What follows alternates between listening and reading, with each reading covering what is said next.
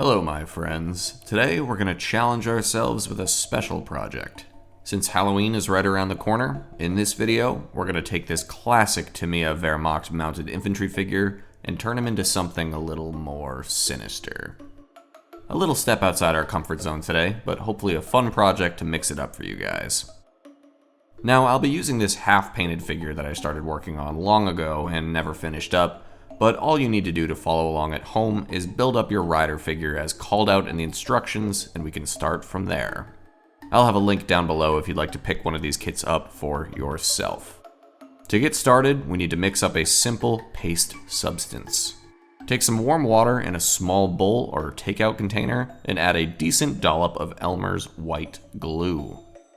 Now stir that up as best you can to incorporate the two ingredients. Next, we're going to take some regular gifting tissue paper. It doesn't matter what color it is. We can rip off a small section of it and carefully soak it in our glue mixture. And then we're going to gently drape our soaked tissue over the top of our rider figure in the form of a cloak. Now we want to make this look old and tattered, so don't worry about it ripping a little bit and looking ragged on the edges. That's actually better. The nice thing about this glue mixture is you can work it for quite a while before it dries, so just play with the tissue as much as necessary to get it to sit the way you want. You can repeat this process as much as you'd like to build up your rider's cloak. I went ahead and added some ripped fabric bits to the horse's reins too for a nice added effect. Once you're happy with the way the cloak fabric all looks, go ahead and let that figure dry for a while. This might take an hour or so, depending on how thick you layered up the tissue paper. And once the tissue is dried, you'll be left with this opaque cloak that's hard to the touch and form-fitted to your figure. He still looks a bit silly at this point, so let's start painting. First up, we're going to spray the entire figure, horse and all, with some black primer to give us an all-over dark coat. This will be the bulk of our painting work too, which is great. Now the tissue cloak might move a little bit while you're airbrushing, but no worries. Just go ahead and make sure you paint inside all the visible nooks and crannies of the fabric. Alright, so our rider is painted up in black, looking spookier already. The guy is still a little wet, so we'll give him a little bit longer to dry. I've also taken a little bit of super glue and temporarily mounted the horse onto a piece of cardboard, just so we have something to hold on to while we work. Alright, to get started on our brush painting, let's take some satin white and add a mysterious, ethereal effect to our horse's mane. Load up your brush with some white, wipe most of it off with a paper towel, and gently dry brush the texture of the mane to create some simple white highlights. We'll do the same thing to our tail as well. Kinda ghostly. Alright, next, we're going to carefully paint in our reins and bridle with some red leather. These will look pretty bright right now, but don't worry, we'll grime them up during the weathering phase. Alright, fun part here. Now we're going to create our ghoulish face. Taking a nice fine tip brush, we're going to dry brush some white over the raised surfaces of our figure's face.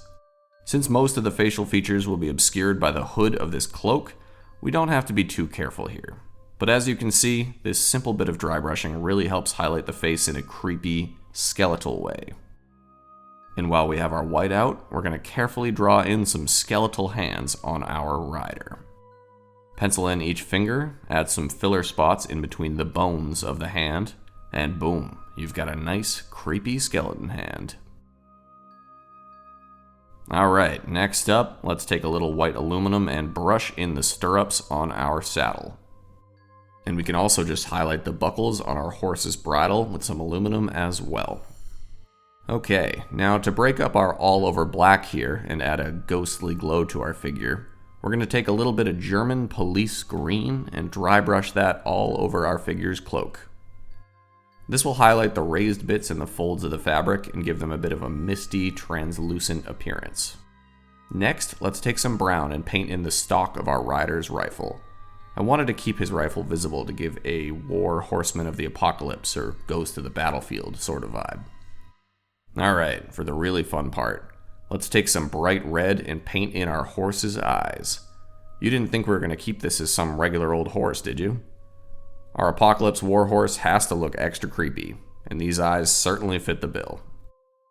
Alright, fantastic. Our basic painting is complete. So let's move on to some weathering.